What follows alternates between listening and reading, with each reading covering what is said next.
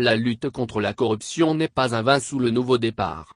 Au nom de la bonne gouvernance, le président Patrice Talon laisse la justice faire son travail.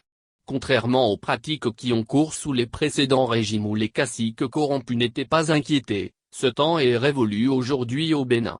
Même en fin de mandat, les proches du chef de l'État continuent d'être interpellés pour répondre des faits à eux reprochés. Avec le président Patrice Talon, on répond toujours de ses actes. C'est ce qu'il convient de dire à propos des derniers développements sur les affaires de corruption au port de Cotonou et à la mairie d'Abomey-Calavi. Plusieurs personnalités connues y sont impliquées. Il y a même des proches du chef de l'État. Et pourtant certains ont été écoutés par la Brigade économique et financière, BEF, d'autres y sont encore. Et à l'allure où vont les choses, ils devront en répondre devant la Cour de répression des infractions économiques et du terrorisme, criait. On l'aura compris, il ne faut surtout pas compter sur une certaine magnanimité du président Patrice Talon, ni sur sa compassion à l'égard de ses proches impliqués pour commettre des impairs.